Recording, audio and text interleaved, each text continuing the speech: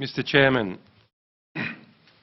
esteemed members of the Parliamentary Assembly of the Council of Europe, ladies and gentlemen. The transition from years of confinement in a maximum security prison to being here before the representatives of 46 nations and 700 million people is a profound and a surreal shift. The experience of isolation for years in a small cell is difficult to convey. It strips away one's sense of self, leaving only the raw essence of existence. I am yet not fully equipped to speak about what I have endured, the relentless struggle to stay alive, both physically and mentally, nor can I speak yet about the deaths by hanging, murder, and medical neglect of my fellow prisoners. I apologize in advance if my words falter or if my presentation lacks the polish you might expect from such a distinguished forum. Isolation has taken its toll, which I am trying to unwind, and expressing myself in this setting is a challenge. However, the gravity of this occasion and the weight of the issues at hand compel me to set aside my reservations and speak to you directly. I have travelled a long way, literally and figuratively, to be before you today. Before our discussion or answering any questions you might have, I wish to thank PACE for its 2020 resolution, which stated that my imprisonment set a dangerous precedent for journalists and noted that the UN Special Rapporteur on Torture called for my release. I'm also grateful for PACE's 2021 statement, expressing concern over credible reports that US officials discussed my assassination, again calling for my prompt release. And I commend the Legal Affairs and Human Rights Committee for commissioning a renowned rapporteur, Suna Iversdottir, to investigate the circumstances surrounding my detention and conviction and the consequent implications for human rights. However, like so many of the efforts made in my case, whether they were from parliamentarians, presidents, prime ministers, the Pope, UN officials and diplomats, unions, legal and medical professionals, academics, activists or citizens, none of them should have been necessary.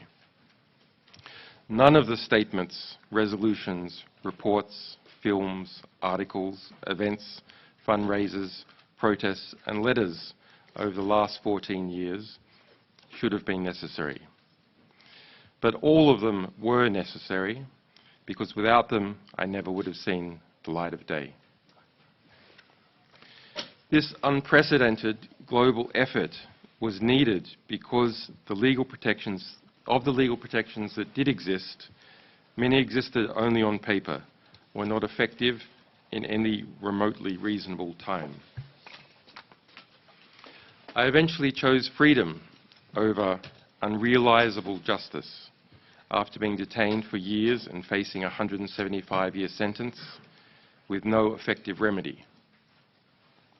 Justice, for me, is now precluded as the US government insisted in writing into its plea agreement that I cannot file a case at the European Court of Human Rights or even a Freedom of Information Act request over what it did to me as a result of its extradition request.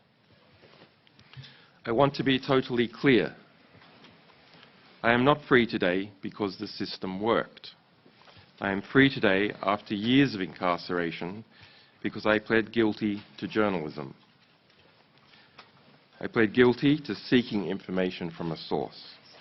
I pled guilty to obtaining information from a source. And I pled guilty to informing the public what that information was. I did not plead guilty to anything else. I hope my testimony today can serve to highlight the weaknesses of the existing safeguards and to help those whose cases are less visible but who are equally vulnerable.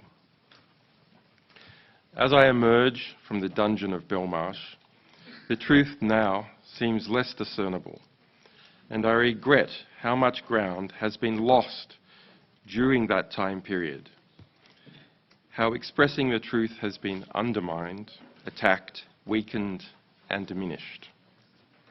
I see more impunity, more secrecy, more retaliation for telling the truth, and more self-censorship. It is hard not to draw a line from the US government's prosecution of me, its crossing the Rubicon by internationally criminalism, to the chilled climate for freedom of expression that exists now.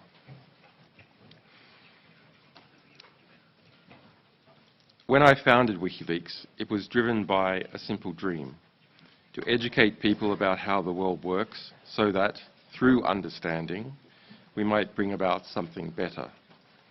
Having a map of where we are lets us understand where we might go. Knowledge empowers us to hold power to account and to demand justice where there is none. We obtained and published truth about tens of thousands of hidden casualties of war and other unseen horrors, about programs of assassination, rendition, torture, and mass surveillance.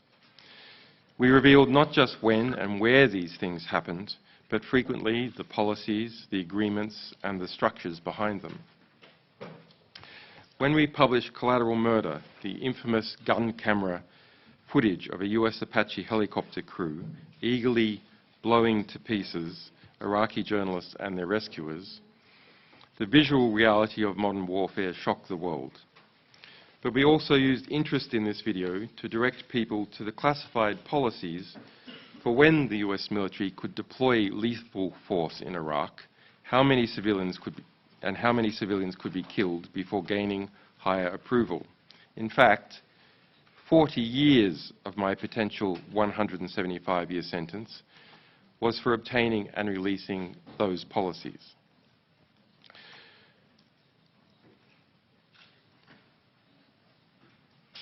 The practical political vision I was left with after being immersed in the world's dirty wars and secret operations is simple. Let us stop gagging, torturing, and killing each other for a change. Get these fundamentals right, and other political, economic, and scientific processes will have space to take care of the rest.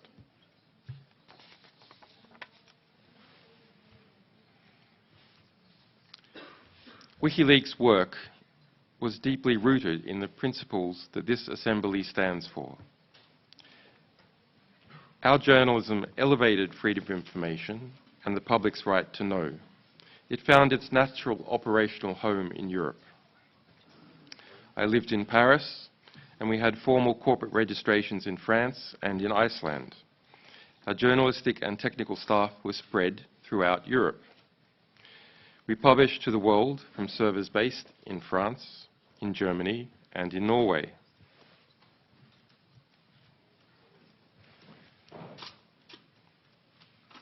But 14 years ago, the United States military arrested one of our alleged whistleblowers, Private First Class Manning, a US intelligence analyst based in Iraq. The US government concurrently launched an investigation against me and my colleagues. The US government illicitly sent planes of agents to Iceland, paid bribes to an informer to steal our legal and journalistic work product, and without formal process, pressured banks and financial services to block our subscriptions and to freeze our accounts. The UK government took part in some of this retribution. It admitted at the European Court of Human Rights that it had unlawfully spied on my UK lawyers during this time.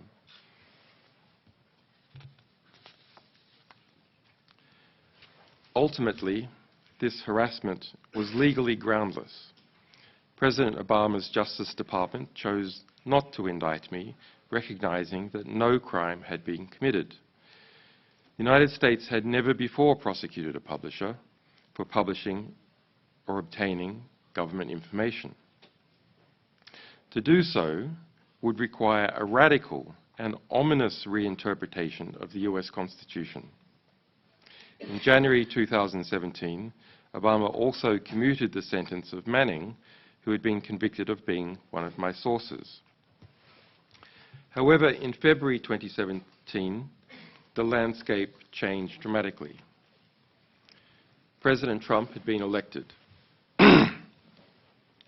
He appointed two wolves in MAGA hats, Mike Pompeo, a Kansas congressman and former arms industry executive, as CIA director, and William Barr, a former CIA officer, as US Attorney General. By March 2017, WikiLeaks had exposed the CIA's infiltration of French political parties, its spying on French and German leaders, its spying on the European Central Bank, European economics ministries, and its standing orders to spy on French industry as a whole. We revealed the CIA's vast production of malware and viruses, its subversion of supply chains, its subversion of antivirus software, cars, smart TVs, and iPhones. CIA Director Pompeo launched a campaign of retribution. It is now a matter of public record that under Pompeo's explicit direction, the CIA drew up plans to kidnap and to assassinate me within the Ecuadorian embassy in London, and authorized going after my European colleagues, subjecting us to theft, hacking attacks, and the planting of false information. My wife and my infant son were also targeted. A CIA asset was permanently assigned to track my wife, and instructions were given to obtain DNA from my 6-month-old son's nappy. This is the testimony of more than 30 current and former US intelligence officials speaking to the US press, which has been additionally corroborated by records seized in a prosecution brought against some of the CIA agents involved. The CIA's targeting of myself, my family, and my associates through aggressive extrajudicial and extraterritorial means provides a rare insight into how powerful intelligence organizations engage in transnational repression. Such repressions are not unique. What is unique is that we know so much about this one due to numerous whistleblowers and to judicial investigations in Spain.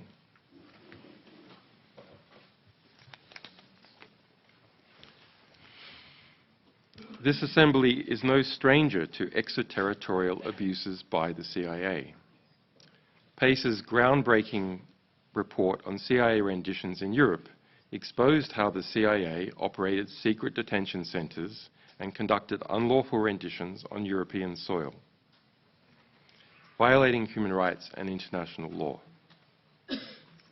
In February this year, the alleged source of some of our CIA revelations, former CIA officer Joshua Schulte, was sentenced to 40 years in prison under conditions of extreme isolation. His windows are blacked out, and a white noise machine plays 24 hours a day over his door so that he cannot even shout through it.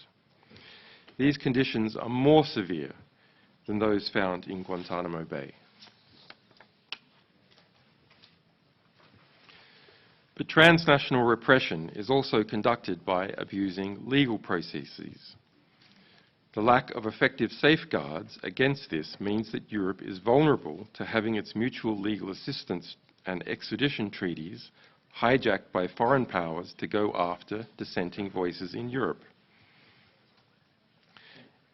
In Michael Pompeo's memoirs, which I read in my prison cell, the former CIA director bragged about how he pressured the US Attorney General to bring an extradition case against me in response to our publications about the CIA.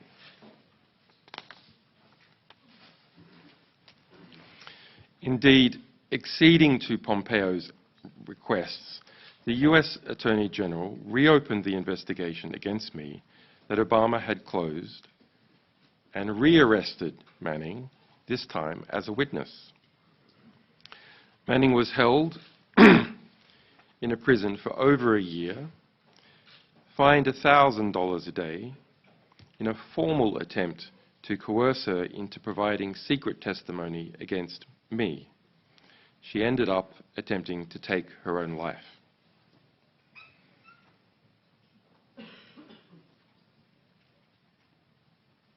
We usually think of attempts to force journalists to testify against their sources. But Manning was now a source being forced to testify against their journalist. By December 2017, CIA Director Pompeo had got his way, and the US government issued a warrant to the UK for my extradition. The UK government kept the warrant secret from the public for 2 more years, while it, the US government, and the new President of Ecuador moved to shape the political, the legal, and the diplomatic grounds for my arrest.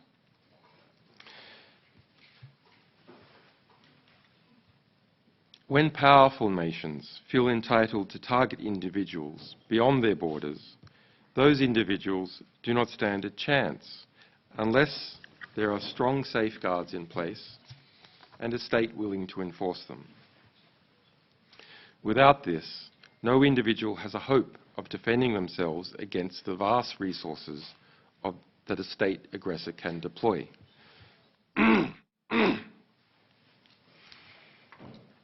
If the situation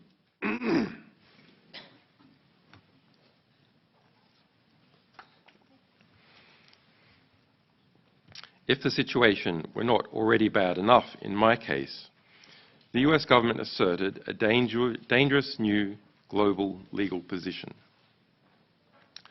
Only US citizens have free speech rights. Europeans and other nationalities do not have free speech rights.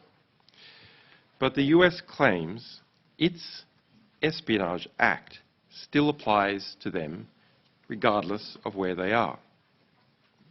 So Europeans in Europe must obey US secrecy law with no defences at all as far as the US government is concerned. An American in Paris can talk about what the US government is up to, perhaps. But for a Frenchman in Paris, to do so is a crime with no defence, and he may be extradited just like me.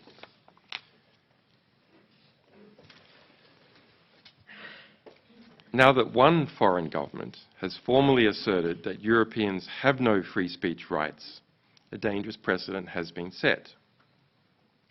Other powerful states will inevitably follow suit. The war in Ukraine has already seen the criminalization of journalists in Russia. But based on the precedent set in my extradition, there is nothing to stop Russia, or indeed any other state, from targeting European journalists, publishers, or even social media users by claiming that their domestic secrecy laws have been violated.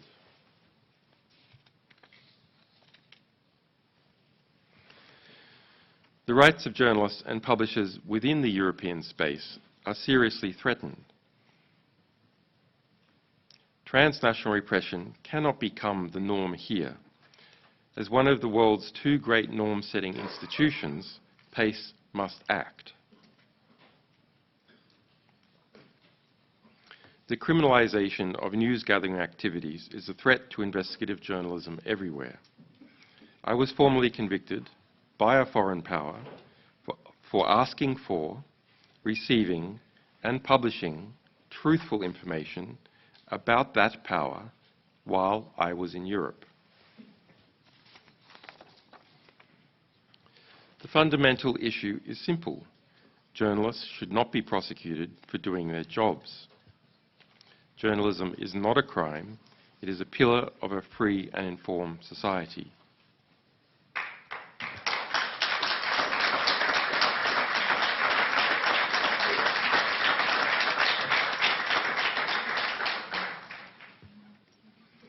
Mr. Chairman, distinguished delegates, if Europe is to have a future where the freedom to speak and the freedom to publish the truth are not privileges enjoyed by a few, but rights guaranteed to all, then it must act so that what has happened in my case never happens to anyone else. I wish to express my deepest gratitude to this Assembly, to the Conservatives, Social Democrats, Liberals, Leftists, Greens and Independents who have supported me throughout this ordeal, and to the countless individuals who have advocated tirelessly for my release.